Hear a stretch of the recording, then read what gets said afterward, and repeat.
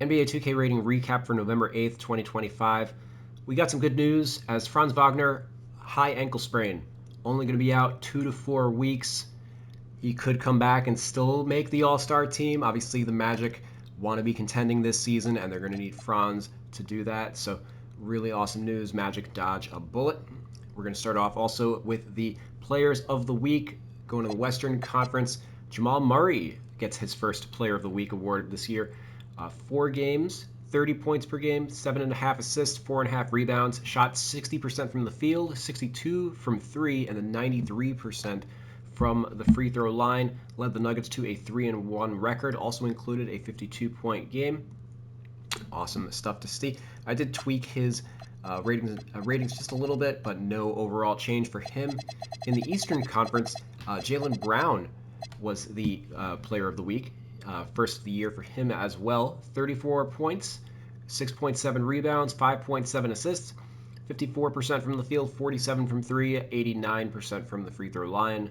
Led the Celtics to a 3-0 record, technically 4-0 record. He sat out their 45-point win against Washington. Obviously, the NBA did not hold that against him, and I did knock his rating up to a 94, +2 from where I previously had him at.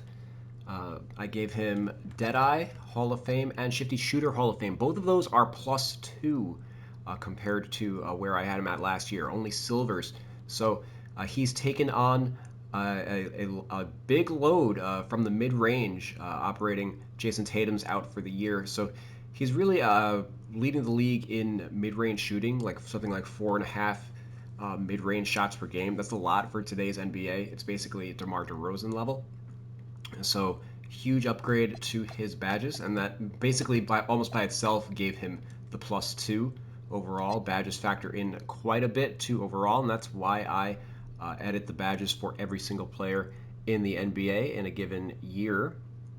And for context, 94 overall. That puts him 1 point behind Donovan Mitchell and Anthony Edwards, who are kind of perennial All-NBA candidates at this point. So Jaylen Brown is right there with them in the thick of it.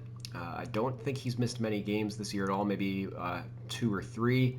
So he's not in danger of missing the minimum threshold at the moment.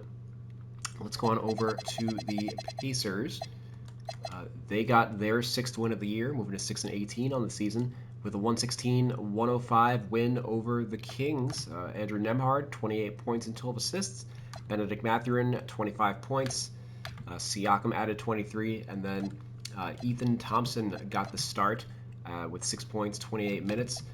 Ben Shepherd is going to miss the next 10 additional days dealing with his calf injury. So clear path for some of the younger guys on the roster. Going over to Sacramento. Westbrook had another triple-double. He's now top 10 in triple-doubles for every franchise that he's ever played for, which is kind of like a very misleading stat because triple-doubles are a very recent statistic. Like how many teams even have a player who's got like 10? Probably still some teams that don't even have a player with double digits in triple-doubles. So yeah, sure, good on him, but that stat's more of like a novelty than anything. 24, 12, and 14 for Westbrook in 40 minutes. Of course, in a loss, as per usual. DeRozan, 20 points. Zach LaVine cooled off, 16 points, 5 turnovers, 38 minutes. He just can't string it together. Any offensive consistency this year. Malik Monk has also been struggling. I hardly got to drop his rating down just a tick. And Maxime Reynaud continued to start.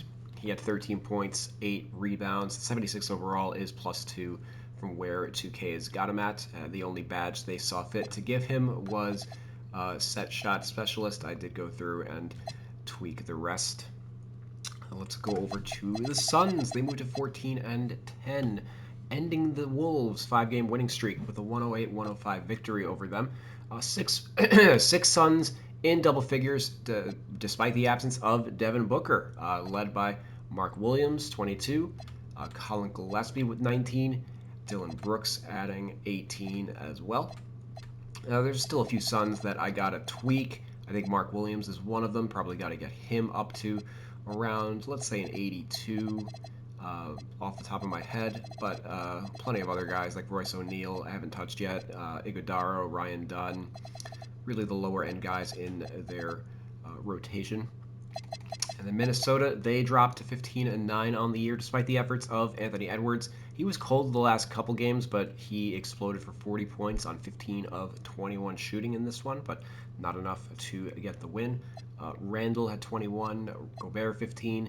The rest of the role players on this team mightily struggled. We had McDaniels shoot 1 for 7, DiVincenzo shot 1 for 7, Reed 2 for 12, and then Conley 0 for 5. That is a combined 4 of 31 from the field, 13%.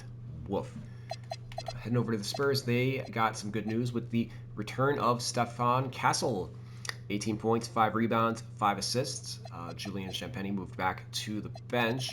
Dylan Harper had a solid game, 22 points, 6 assists. I think I have to get him up to an 80 overall. I'll try to knock that out today. 10 of 16 from the field for him.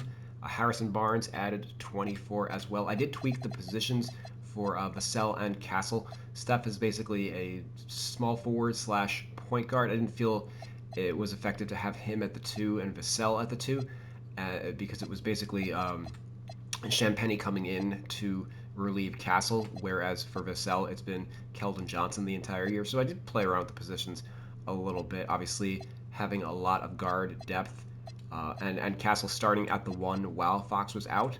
You know, there's so much versatility in the NBA compared to 20 years ago or so, where a lot of players were really just one position players. Let's go on over to the Pels. Oh, and the Spurs beat the Pels by a score of 135 to 132. So Pels, they're hanging in there, but they're not. They just aren't able to get wins. Herb Jones also made his return, and he had his best game of the year. Season highs of 17 points, 4 assists, and 4 steals for him. He's been in trade talks, so keep an eye on that.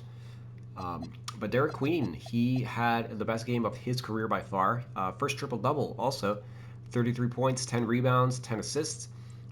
Career highs in points, tied his career high in rebounds, and then 1 short of his career high in assists. So really solid game. Makes up for the crappy games that he'd had leading up to that. So no change to his rating with this performance, but good to see out of the number 13 overall pick.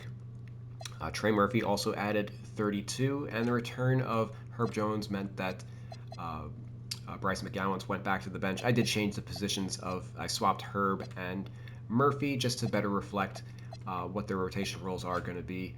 Moving forward, Herb was getting relieved by McGowens in this one, and then Murphy, basically, you know, he's naturally a small forward. He improved his ball handling like a little bit to be able to justify playing him at the 2.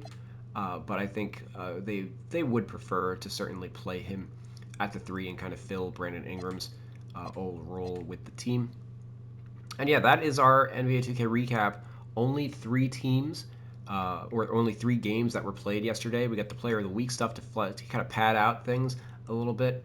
I did not get a chance to dive in yet on the Blazers. I did review, or basically comb through the entire 2K Sports update that they released on December 4th. So I did tweak a few players' badges here and there. They did update 16 player badges. Let me just drag out my notes real quick. The 149 rating changes, which is 20 less than the past update. Only 12 big movers in this one, which is down the 20 they had in the previous update.